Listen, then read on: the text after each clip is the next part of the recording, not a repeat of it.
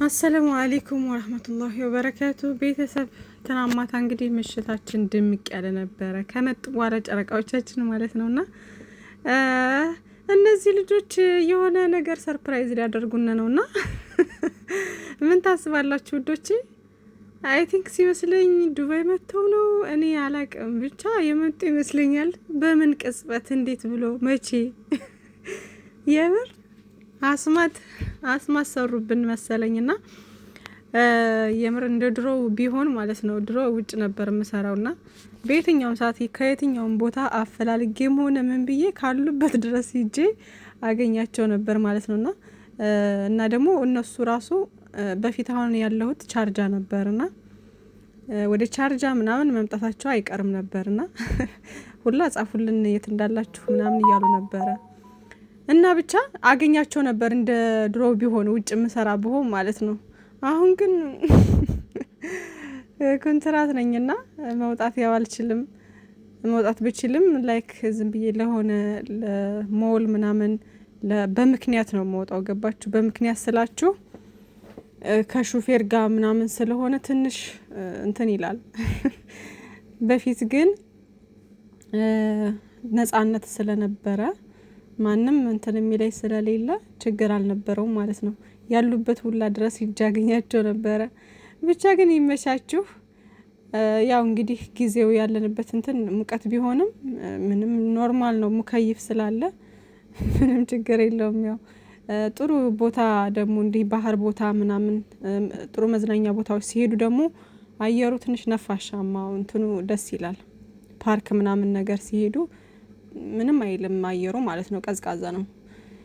እንዲህ ጀስት ዝም ብሎ ሲሆን ነው ሙቀቱ እንትን የሚለው። ግን እንደ አጠቃላይ ሙቀት ነው። አሁን ያለንበት ጊዜ በጣም ሙቀት ነው እንደምታውቁት ማለት ነውና ብቻ ግን ይመቻችሁ። እንግዲህ ትናማታ በዚህ የተነሳ ብሩኬ መቼም የምር ምንም ነገር መያዝ አይችልም። ላይክ እንዴት ነው በቃ ለኛ ሁሉ ነገር ግልጽ ነው በቃ።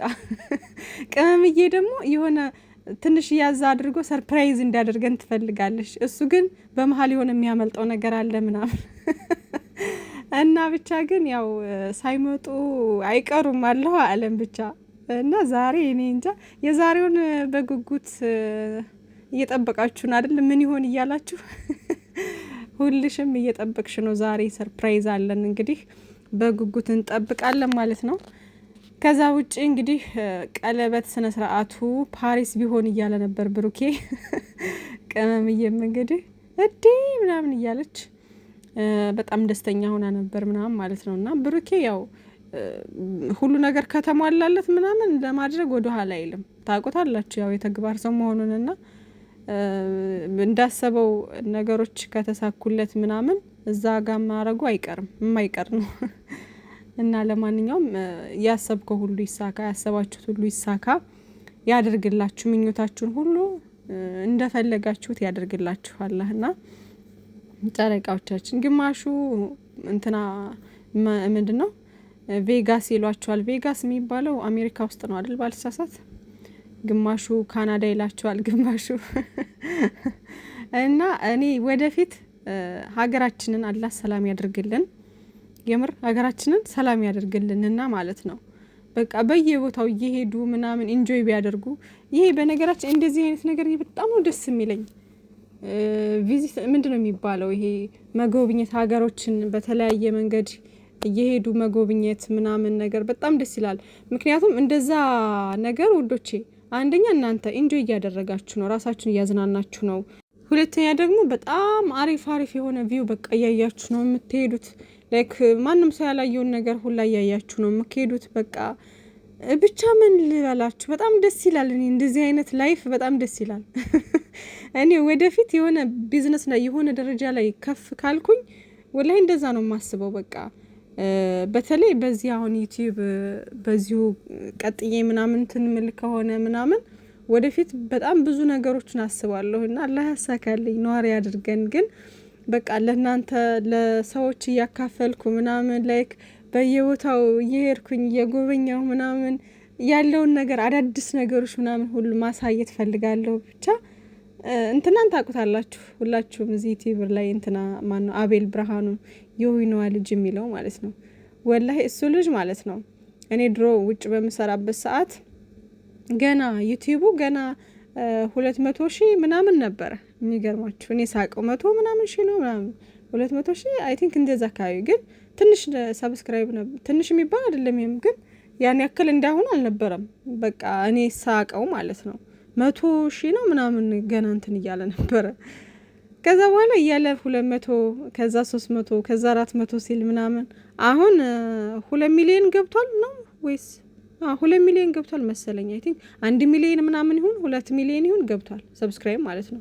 በኢትዮጵያ እንግዲህ እሱ ነው የመጀመሪያው እንትን እና እሱ አሁን ላይ ያለበት ሁኔታ በቃ በየቦታው የማይሄድበት የለም። ዓለምን በቃ ዓለምን ዙሯታል ማለት ትችላላችሁ። ማሻአላህ እና እንደዛ እያረገ በቃ ማሳየት ያለበትን እያሳየ በጣም የሚገራርሙ ነገሮች እያሳየ እማናቀው እኔ የማላቀው በሙሉ አገሮችን አይቻለሁ። እንደ ድሮ አሁን ቶሎ ቶሎ ባልከታተለውም ግን አልፎ አልፎ እንዲህ በማይ ሰዓት ምናምን በቃ የሚገርም እኔ አይቼም ሰምቼም የማላቀው ሁላ አያለሁኝ። እና እንደዛ አይነት ላይፍ የሆነ ራሳችሁን ኢንጆይ እያረጋችሁ እያዝናናችሁ ምናምን በቃ ፈታ እያላችሁ ነው እንትን የምትሉት እና እንደዛ ቢሆን ደስ ይለኛል። ሀይሚዬና ብሩኬማ ወደፊት ማለት ሁሌ እንደዚህ እንትን ሳይሆን እንዴት ነው አልፎ አልፎ በቃ መሄድ ያለባቸው ቦታ ላይ ለምሳሌ አሁን ሀገር ቤት ውስጥ እንደ ባህር ዳር፣ ጎንደር እንደዚህ ወደ ደብረ ዘይት፣ ሻሸመኔ፣ ናዝሬት ምናምን እንኳን ሄደዋል አይደለ?